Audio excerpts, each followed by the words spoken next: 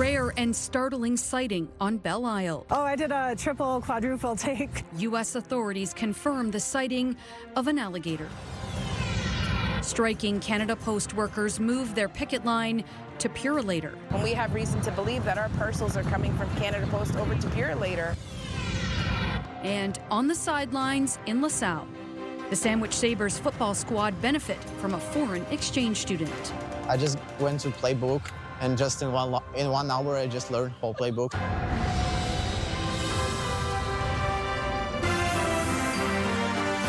CTV News with Stephanie Mazzotti. Good evening, and thank you for joining us both on CTV Windsor and AM 800. Stephanie is off tonight. I'm Michelle Maluske. An alligator has been spotted and photographed on Belle Isle.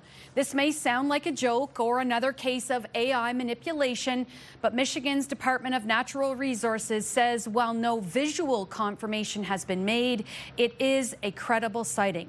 CTV's Travis Fortnum joins me now with the details. Travis. Yeah, Michelle, it's not an animal you'd expect to see in our neck of the woods, right? But Lynn Bassey of Hamtramck, Michigan, she was out paddleboarding around Belle Isle when she came across the gator. She posted photo proof to social media and reported it to the authorities. Her pictures are now going viral.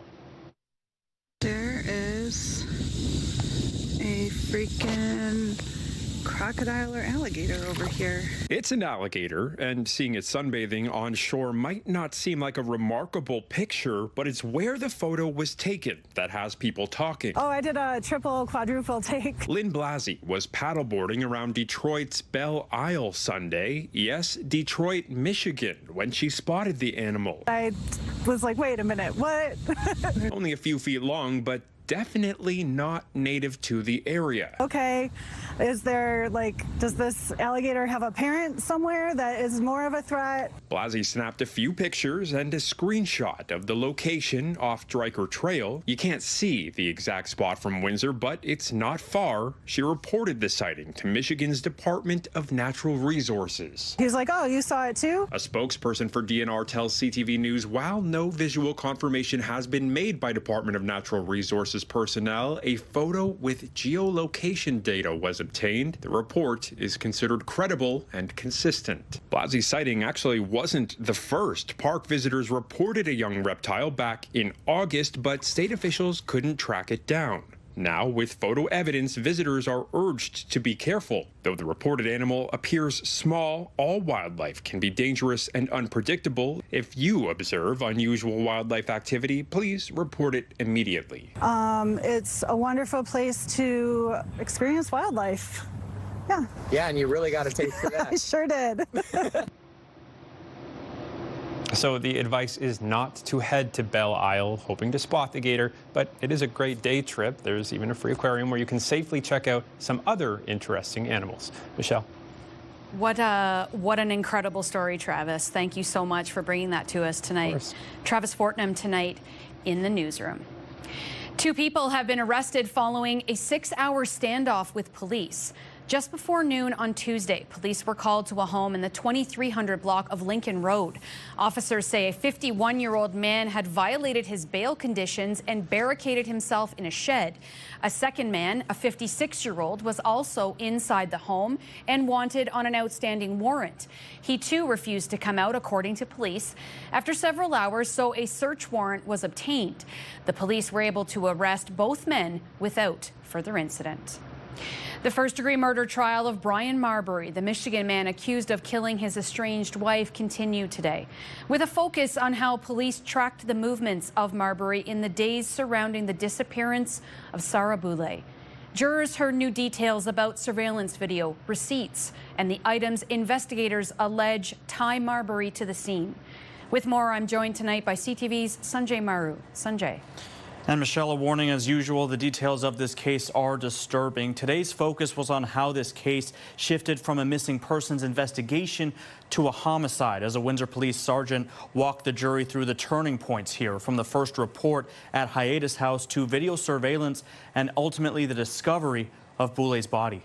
On May 29, 2023, Brian Marbury was seen leaving a Windsor motel room with what appeared to be a body, according to testimony Wednesday from a Windsor police officer. Sergeant R.J. Franklin telling the court surveillance showed Marbury carrying a large object over his shoulder wrapped in a blanket as he walked out of room 27 at a motel on Huron Church Road. That room was the last place Sarah Boulay was seen alive 3 days earlier. Franklin said the case started out as a missing persons investigation after Boulay was reported missing from Hiatus House. He testified he had immediate concerns for Boulay's well-being, and his team quickly set out a strategy to try and find her. Attention soon turned to Marbury. His phone went unanswered, and border records showed he entered Canada on May 26th, the night Boulay was last seen, then crossed back into the U.S. 3 days later. Surveillance footage from the tunnel confirming he returned to Detroit alone. Police also learned Marbury checked into a motel on Huron Church Road on May 26th. Surveillance later showed both him and Boulay entering the room at different times, but only Marbury was seen leaving, first with a garbage bag, then later with the object believed to be a body. The jury also heard that some of Boulay's belongings, black leather boots and a pink phone case, was later found discarded in a nearby field. On June 3rd, police uncovered additional surveillance showing Marbury dumping a garbage bag into a dumpster. Inside, investigators found a towel stained with blood, vodka bottles, a receipt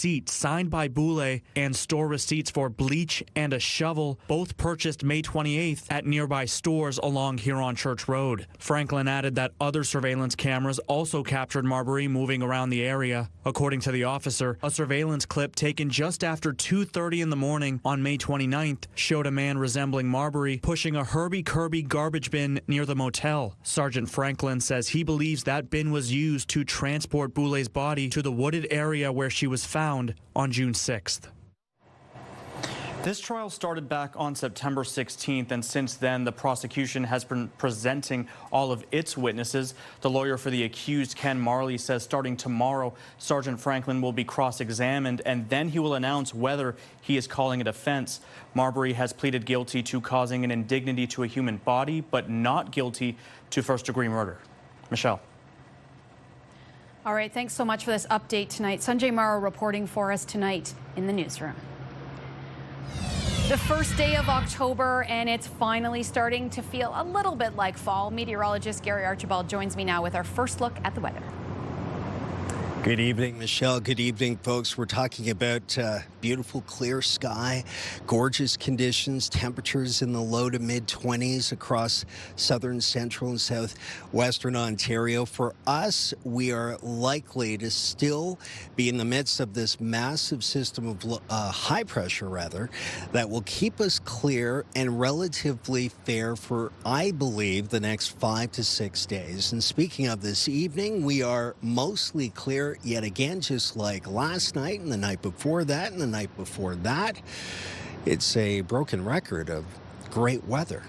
And you know what? We're going to warm up. And I mean summer-like temperatures. I'll break down what you need to know on that front just ahead. For now, I'll send it back inside to you. All right, thanks so much, Gary. Canada Post employees have been on strike for 6 days, walking out over Ottawa's plan to end home delivery. Today, they took the picket line on the road to share their frustrations. A dozen workers held a small and peaceful protest in front of Purolator on North Service Road. Their issue isn't with Purolator workers. They believe their parcels and packages, Canada Post parcels and packages, are being transferred from the Walker plant and funneled through Purolator. Canada Post reportedly owns a 91% of the private shipping company, and Canada Post's CEO sits on Purolator's board of directors. It's almost 2 years we've been trying to have a settled, ratified contract, but how can we when we have reason to believe that our parcels are coming from Canada Post over to Purolator, just for the simple fact that Canada Post owns Purolator 91%. A major milestone has been reached at the battery plant. Nexstar Energy has received its occupancy permit from the City of Windsor. It means construction of the $5 billion electric vehicle battery plant is now complete. The factory appears to be broken up into different sections named after the Great Lakes. 950 full-time employees have been hired to date. Company officials say there is some minor construction activity in non-operational areas, but workers are already gearing up for production. We're just finishing our sample production in the next coming days, which will be complete, which will get us, on track to be able to meet that milestone at the end of the year. Essex County commuters had a special surprise today. 3 of 4 exits are now open on the roundabout at County Road 42 and Manning Road.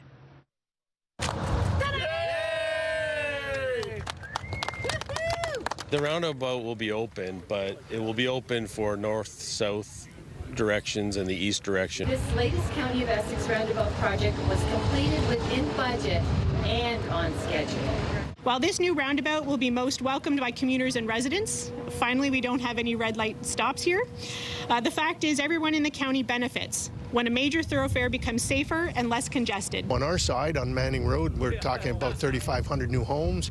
The battery plant that's not too far from here, another 4,000 homes there, the hospital that's coming. I think it's being proactive in building infrastructure before they actually come. It's going to keep a lot of the traffic off of our Class B roads, both in Tecumseh and in Lakeshore, where we get trucks and cars and just beating the heck out of our roads. And this will keep them here on this road because they can move. They can move a lot faster now.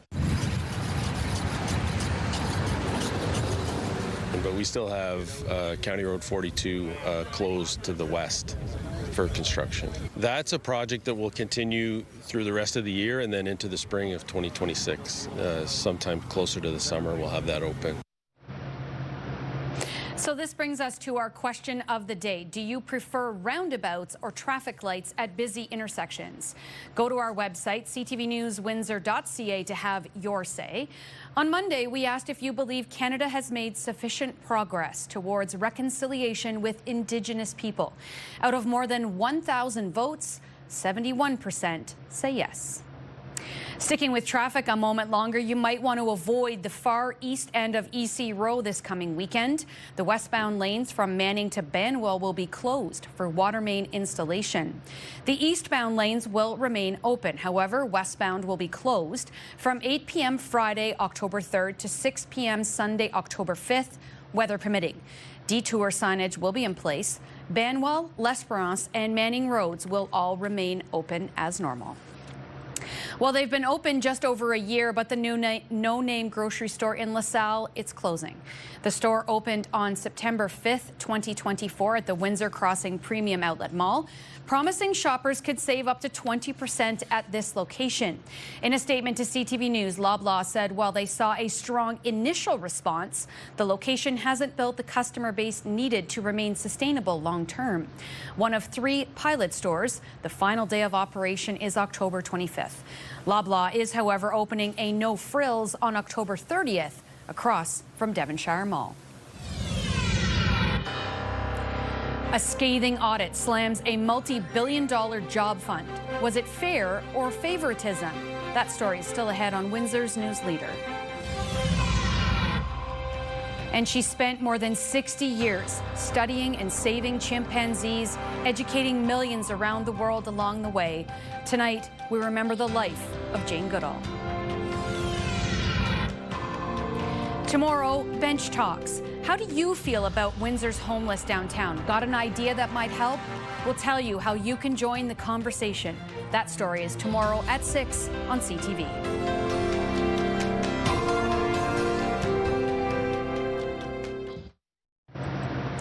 A scathing report from Ontario's Auditor General. As CTV's John Woodward reports, some $750 million in taxpayer money was given out against the advice of government staffers and without the proper checks and balances.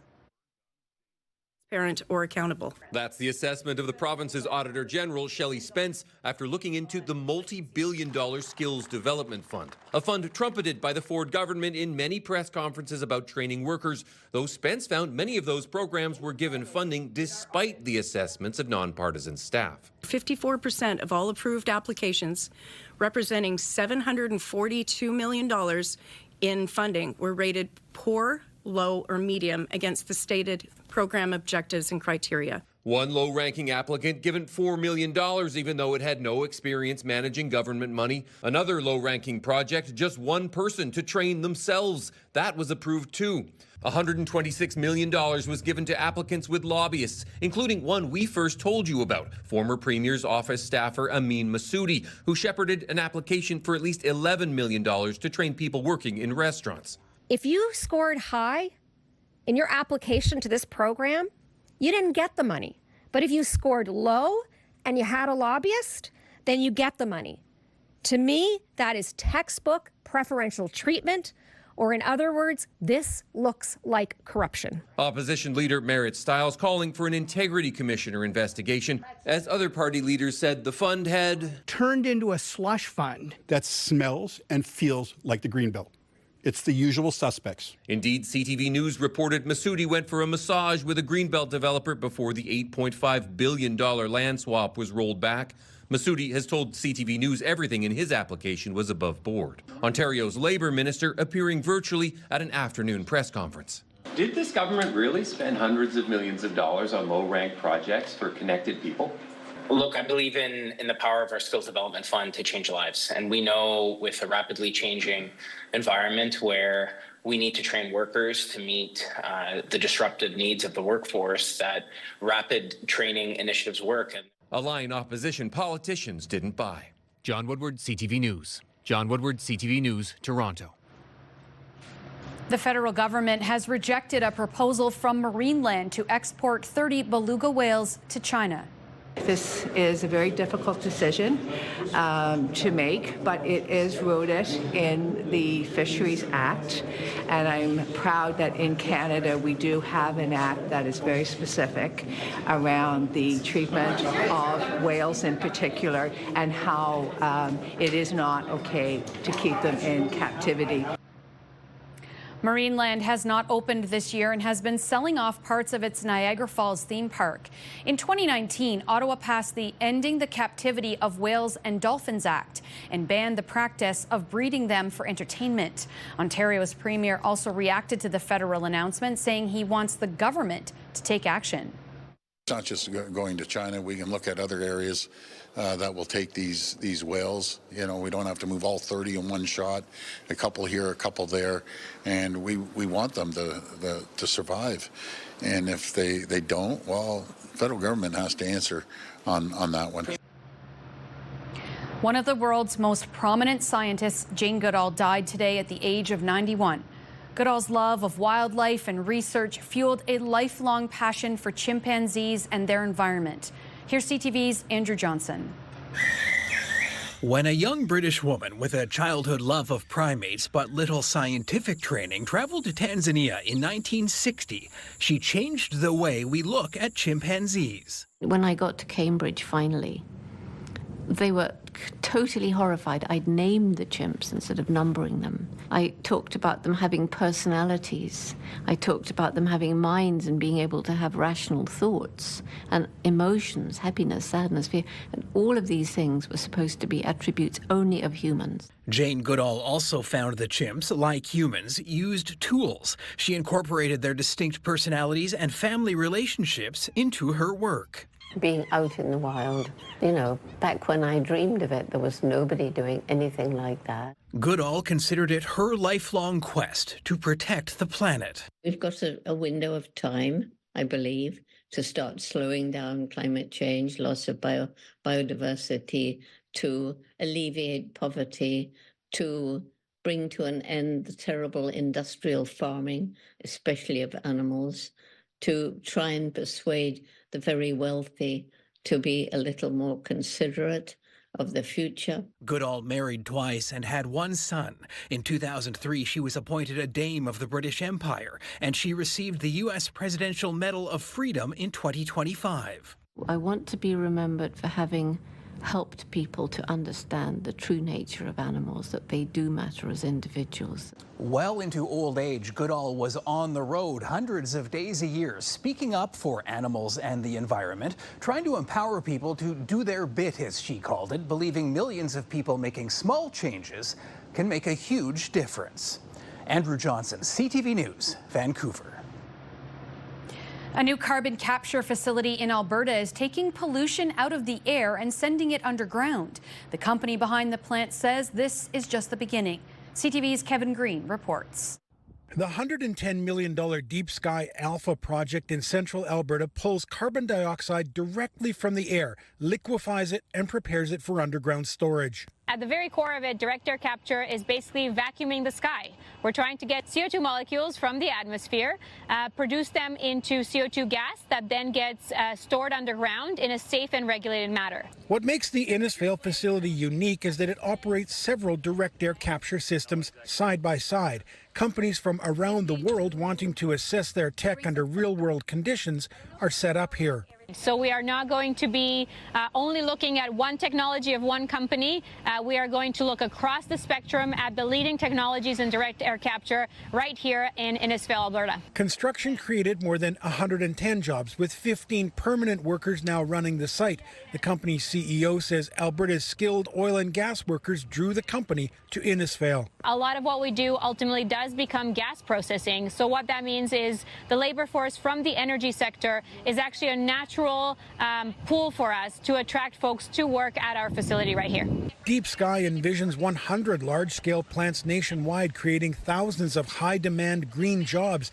Petre says that could establish Canada as a global leader in carbon removal. Canada is at the forefront of carbon removal, and we have a really big opportunity to actually be a global leader in carbon removal. Right now, Deep Sky Alpha is removing about 3,000 tons of carbon a year. The company plans for scaled-up plants to remove 10 times that.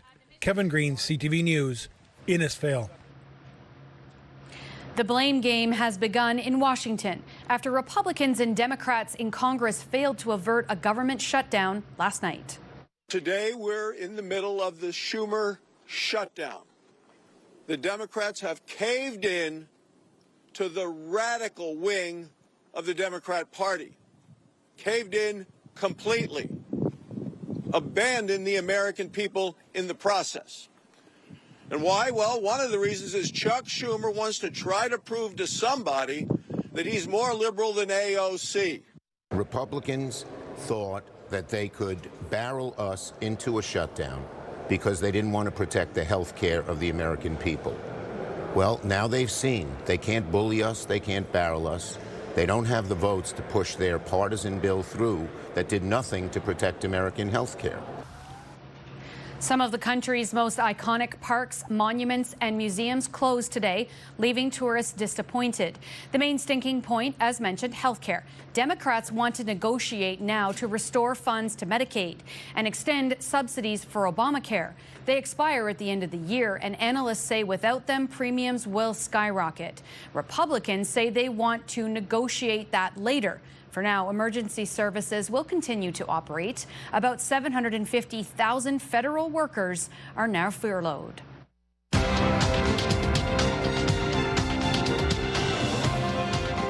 Canada's main stock index entered record territory in late morning trading, helped by strength in the technology sector. In Toronto, the TSX gained 85 points, while in New York, the Dow added 43. The Nasdaq is up 95.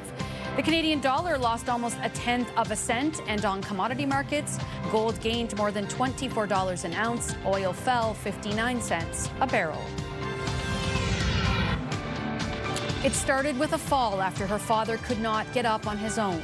Now a Canadian invention is giving people back their independence. This story is coming up. Let's take a look at our CTV News weather snapshot. Thank you, Jody, for this great image. Just ahead, we'll talk sunshine. Continue next.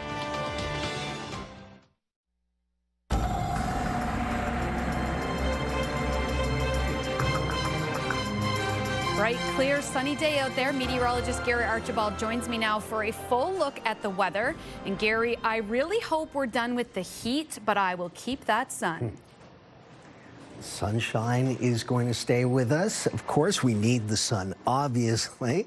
The heat, we're going to ramp it up. Unfortunately, looks like for those who like it a bit cooler in the fall colors and what have you, you'll have to deal with more summer-like temperatures. But really, it hasn't been all that bad. The last 3 weeks have been mostly sunny and warm. comfortable. Today was cooler, but still above seasonal by about 2 degrees, reaching a high of about 21. Our average high is now closer to 19. Air quality has been very good today. 2 on a scale of 1 to 10. The lower the number on the AQI, the better. And we're looking at temperatures in the upper teens, low 20s across parts of extreme southwestern Ontario. I would say 21 to 22 degrees Celsius between Windsor, Essex, Chatham, Kent. That's 70 to 72 Fahrenheit with mostly sunny conditions is the story. The prairies are warming up, mid-20s in fact, in Regina, Winnipeg, and Brandon.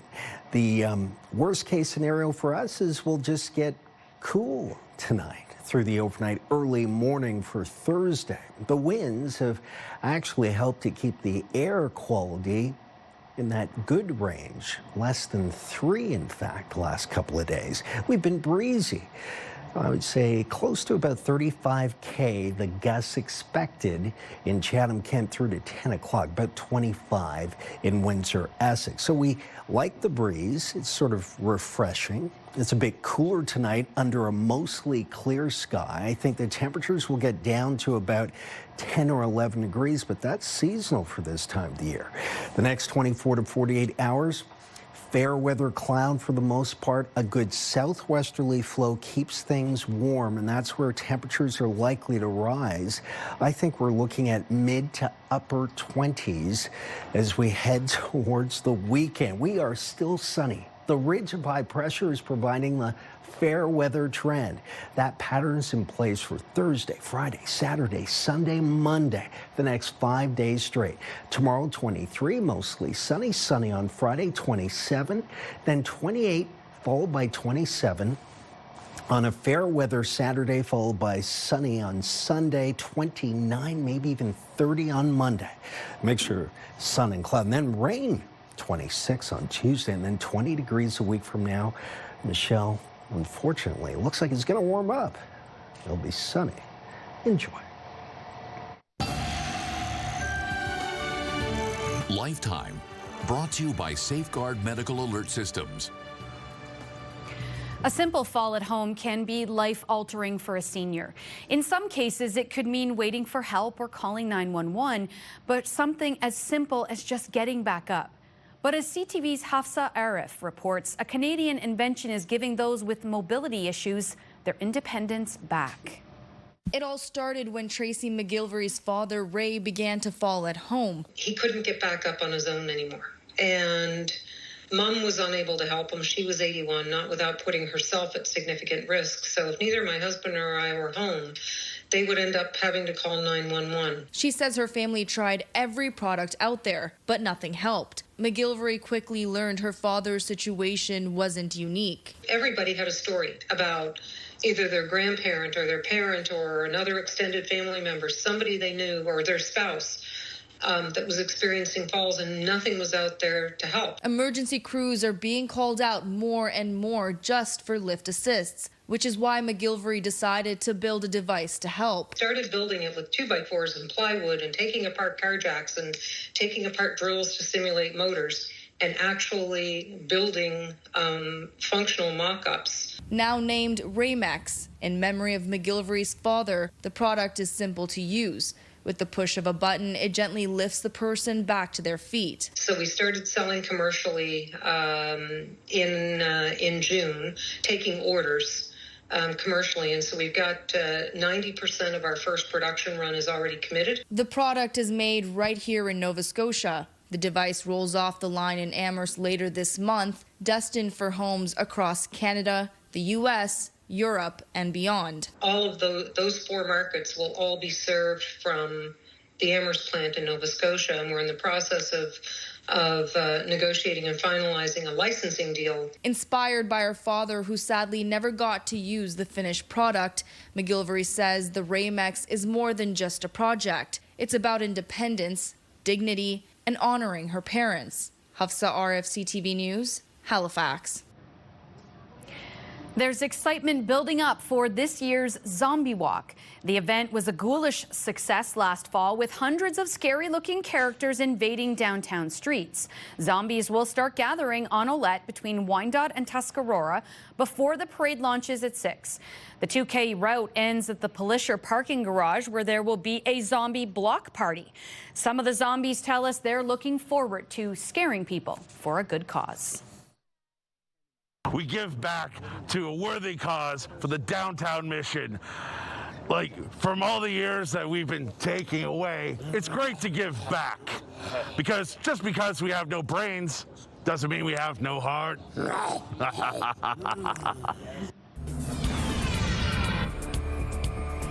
Field change. From war-torn Ukraine to a new kind of battle, a football player finds unexpected joy on the pitch.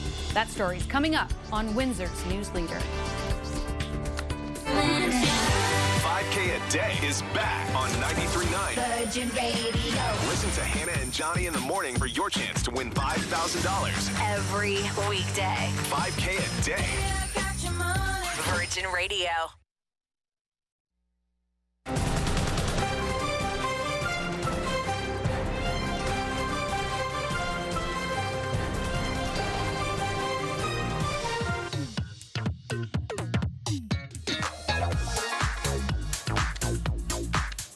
It is Wednesday, and that means we're going on the sidelines with our very own Bob Belichico. Bob, tonight you're starting off with the Spitfires, who are hot out of the gate. Yeah, they're playing really well right now, Michelle. They are the top team in the Ontario Hockey League. The younger players are showing their worth early on in this season. Now, their success is reflected in this week's CHL rankings. The Spits are second overall behind Blainville for a second straight week. Windsor remains undefeated on the season, 5-0, partly because of the play of guys like Beksultan Makish. The import draft pick from Kazakhstan has 5 goals and 2 assists in his first 5 games in the OHL. I was drafted to UCHL, and since the rule changed with NCAA, I changed my mind, went to OHL because it's better than usual for me, and it's more like creative and offensive. Like, that's the style I want to play in. Extremely fast, quick hands, wants to get better every day away from the puck. Obviously, you see his skill set and his compete. Couldn't be happier. And Bob, it's not just new players. The Spitfires are getting some great surprises on the ice this week as well. Yeah, Michelle, I can't wait to see these guys back in Atlanta for sure. Jack Nesbitt, AJ Spelsey returned from NHL camps. Nesbitt was with the Philadelphia Flyers. Spelsey enjoyed some time in the Windsor City. Everyone's trying to get better every day, so you just got to go 100% all the time. I think the practices there are full speed. You practice like you play, so I think just when I come back here, showing the young guys how to practice, and that leads into the game. I mean, just coming back here, taking a lot out of that camp, and just those other guys teaching me, just telling me what they know, stuff like that is definitely going to help me help these guys get better and bring their level up. Okay, Bob, let's flip over now to football. A lot of broken records over this past weekend. Not to sound like a broken record, but I'm pumped. Yeah, but we've talked about these guys a couple of times this year, but hey, why not do it again? At Alumni Field, first of all, it was a case of not knowing a record was being broken until it actually happened. Now check this out. Windsor Lancers were struggling to get the ball into the end zone against Waterloo last Saturday. Frustrating for the team, frustrating for fans, but hey, they have Brady Lidster. He hit 5 field goals in the first half, a couple more in the fourth quarter. Add that up. What does that equal? Come on, Michelle, give it to me. I was told there'd be no math. 7 in one game. That broke the school record of 6 set by Clark Green back in 2019.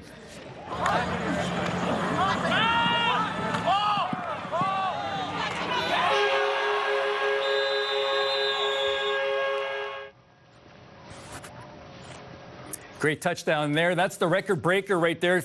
From Matt Gannett to Cameron St. Kitts Park in Saturday's blowout over London.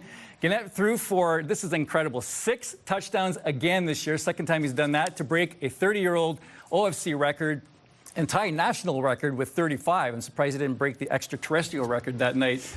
Last night, he discovered at practice that he finished with 2,299 passing yards, breaking the club mark of 2,028 set by good old Rick Lachance back in 1991. Names sound familiar? Of course it does. Rick is the brother of head coach Mike Lachance. What a great story there. We were talking about that last week, so it's great to see that he got it. Awesome. All right, let's flip over to high school football now. Another really great story of a newcomer here helping out a local high school. This one just fell in my lap. You know, I watched this kid dazzle, and I was like, who is this guy? So yeah, a young man from the Ukraine playing football at Sandwich. And this kid is looking like he's played the game for years. Check this out. Under the lights, it's Ivan Yakubo taking a punt return back for a touchdown as the Sandwich Sabres beat St. Anne. He didn't have time to celebrate right away because he had to kick the extra point. Yes. It was an impressive return, but more eye-opening was the fact that this was only his second football game ever. His footwork is tremendous. Speed, power. He's got it. Everything you can want in a running back, he has. It's just naturally gifted, and he just has to learn football. Yakubo is a grade 12 student at Sandwich who came to Essex County a year and a half ago from war-torn Ukraine. It's like reborn. So you just started like with nothing. You started with like, I came here without language. I can't understand without zero English level. He landed in Lasalle knowing how to play soccer. A school coach noticed his athletic ability and suggested he play football. He said, "You're going to be kicker for football team. I don't care where you want, you're going to be kicker." I said, all right, like next year, like why not? After making the team, Ivan quickly realized he needed to be a quick study. I just went to playbook and just in 1 hour, I just learned whole playbook. So it's just unbelievable how he has such a great attitude and he's just ready to go over and over and over. It's impressive. After just 2 games, Ivan is turning heads and turning a new chapter. I feel so lucky to play with these guys. I'm so lucky to play with him. I'm so lucky to play with everyone in the field. I appreciate moments. So when you come from a country like Ukraine that's under attack and in the middle of war, it's something that none of us can really comprehend and understand. And for him to be able to get out of there and come here, I'm just happy for him, and we're blessed to have him. Let's go Sabres. All right, let's move now to baseball, the wild card game happening today. And you're doing this. I'm trying not to be a fanboy, but go on. Tell us what's happening today in baseball. All right, it's so okay. In baseball, Tiger fans, it's okay. The Guardians broke open a 1-1 game with 5 runs in the bottom of the 8th. Cleveland takes the game 6-1 and a forced deciding game 3 tomorrow afternoon. In Toronto, the Jays are hosting practice games this week, trying to stay sharp for the ALDS, which begins Saturday. Something to get excited about. Hung out with Jays analyst and Windsor native Joe Siddle, and he gave me his thoughts on how important it was for the Jays to avoid the wild card. The Blue Jays' last 3 trips to the postseason have been as wild cards, and they've won exactly 0 games. 0-2, 2-0 3 times. So I don't think anyone in Canada that's a Blue Jays fan, or anywhere else for that matter, wanted to see a wild card series. So the bye was huge, and hopefully, not sure if it's going to happen, but it gives Bo Bichette a chance to maybe heal up a bit, maybe get him back for the division series. That'll be critical. But more importantly than anything, just rest a pitching staff that's really been through it.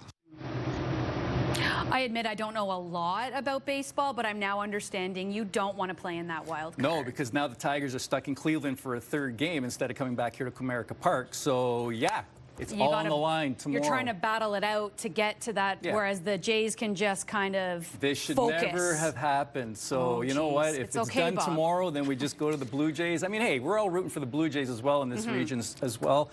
Talked to Joe about it, and, you know, the excitement in Toronto is just over the top right now. So I bet it is. I bet it is. All right, thanks so much, Bob, on the sidelines. Would you text your ex for $10,000?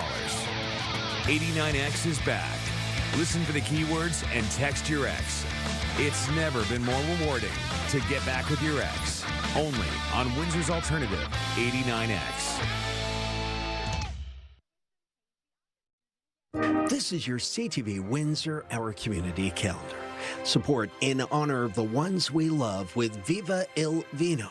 Sunday, October the 5th, departing from their new location, the Goat Tap and Eatery, Walkerville. See you next time on Our Community.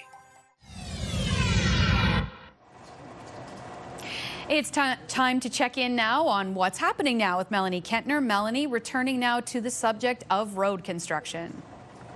Yeah, Michelle, I feel like there's a lot of construction all over the region, so we asked construction officials if they also feel like this.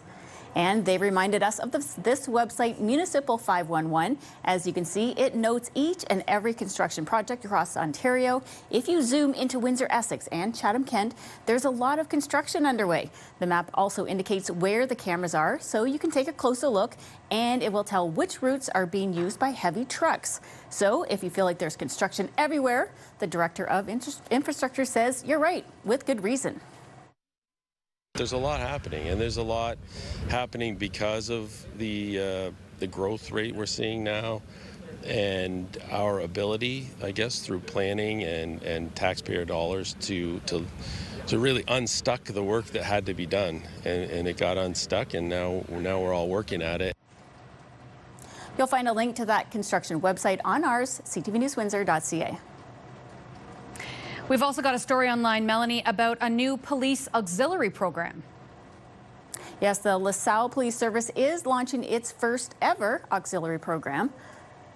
It's a volunteer-based initiative designed for residents to help police officers with community-based policing and crime prevention. Duties include attending special events, bike patrol, and ride-alongs. The application period is from now until October 31st. You can find the link to apply on our website. And in our social spotlight, a Connecticut woman became the biggest winner in Wheel of Fortune history. Pack of coyotes.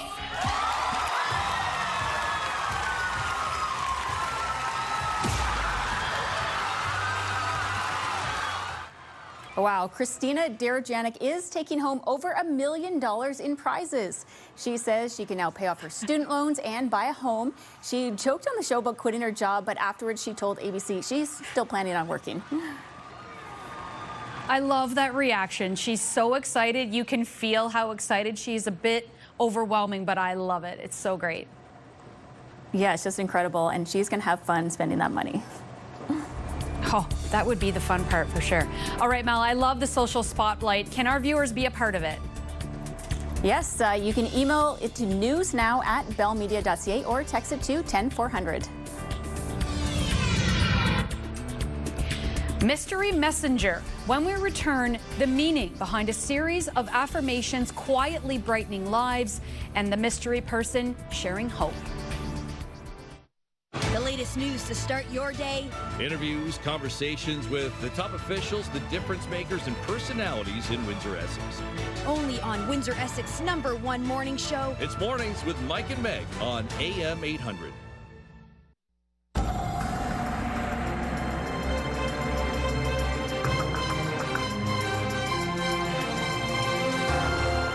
Such a gorgeous day out there. I was way back home in the Ottawa Valley this weekend. The fall colors up there are absolutely gorgeous. Everything here is so green still. Oh, that's true. What a beautiful part of the globe. Mm-hmm. Like, people go to Ottawa to see the maples and the colors. And of course, there's so many wonderful things to do in the winter there, of course. And I'm thinking once these temperatures start to drop below, say, 10, 11 degrees Celsius at night, we're going to see those colors start to change. Okay. But for the next few days, we are warm. Not just at night. We're still in the teens, Michelle. During the daytime, I know you mentioned this, we're going to see temperatures approaching 27 to 30 degrees Celsius over the next...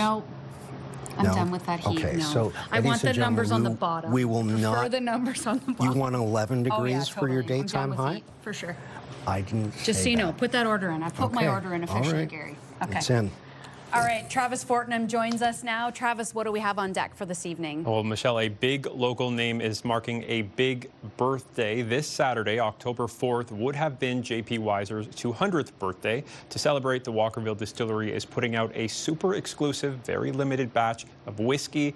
All the details on where you can get it and for how much tonight at 11. I feel like that's the key, how much, if it's very limited. There's a couple different tiers to it, so just tune in and you can write it all down. You'll map it out. It's great. Okay, perfect. Thank you so much. Well, positivity is spreading in upstate New York.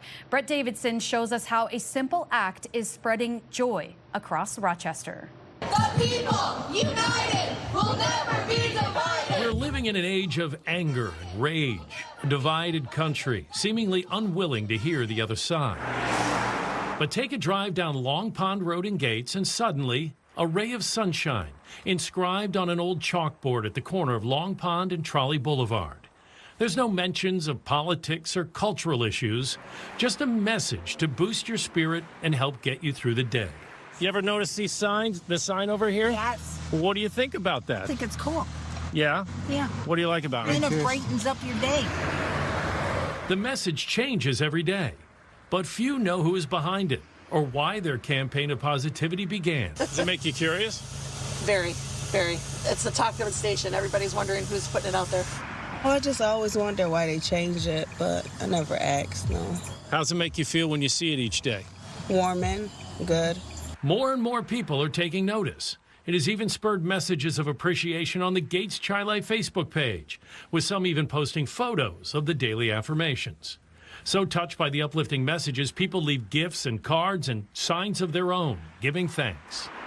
I've spoken to the person behind these messages, and that person doesn't want publicity or recognition or even to be identified for that matter. They just want you to smile when you pass by. Maybe if everybody did something like that, what a better world it would be. In a time when we often fail to see the good in each other, a simple reminder that laughs and hugs and love are things we can all share. What a great story. It reminds me of Windsor's own MD Motivator, who's just out there trying to make life a little bit better for all of us. And it is those little things that do that, right? When you're driving to work and you see something like that, something to look forward to every what it's going to be every day. Yeah, it's great. I love it. It shows how much people appreciate that, right? I love it's a TV story. It's a great way to end our newscast. And on behalf of your dedicated team here at CTV News Windsor, thank you so much for watching. For updates throughout the evening, go to ctvnewswindsor.ca. I'll be back with your only late local newscast at 11. Good night. Good night.